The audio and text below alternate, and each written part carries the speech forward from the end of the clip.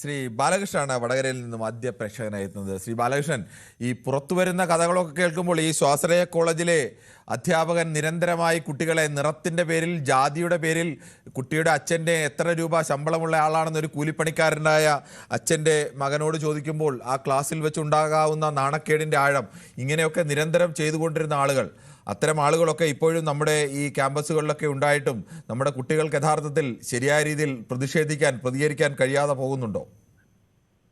Kiran sir നമസ്കാരം. നമസ്കാരം. ഇതൊക്കെ നമ്പർ 1 കേരളത്തിലല്ലേ സാർ സംഭവിക്കുന്നത്? ഇവിടെ ആയതുകൊണ്ട് ഇതൊരു പ്രശ്നമല്ല. എന്റെ അഭിപ്രായത്തിൽ പറഞ്ഞാൽ സാറ് ക്ഷമിക്കണം.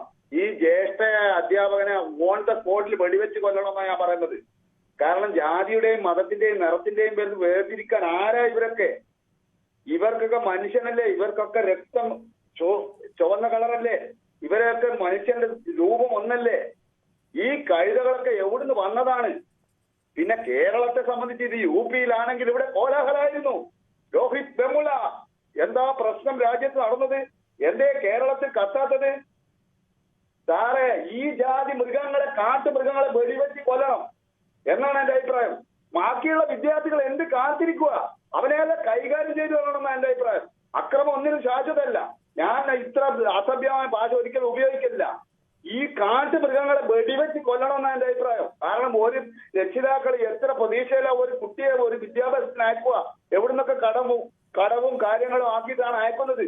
ഈ കൈതകൾക്കൊന്നും ബുദ്ധിയില്ലേ? ഇവർക്കൊക്കെ മാസാമാസം ശമ്പളം കൊടുക്കുന്നതിന് പകരം ഇവരൊക്കെ കൽത്തുറകൾ അടക്കണം എന്നാണ് എന്റെ അഭിപ്രായം. പിന്നെ കേരളത്തിലെ ഗവൺമെന്റ് വളരെ ഇതിനെതിരായിട്ട് പ്രതികരിക്കുന്നത് കൊണ്ടാണ് ഇതൊക്കെ കേരളത്തിൽ നടക്കുന്നത്. സിദ്ധാർത്ഥനെ നോക്കൂ, ഇനിയിപ്പോ വരുവാൻ പോകുന്ന ഗവൺമെന്റ് ഇതേ ഗവൺമെന്റ് തന്നെയാ. ഇതിനെതിരായിട്ട് ഒരു നടപടി എടുക്കുന്ന എനിക്ക് അഭിപ്രായമില്ല.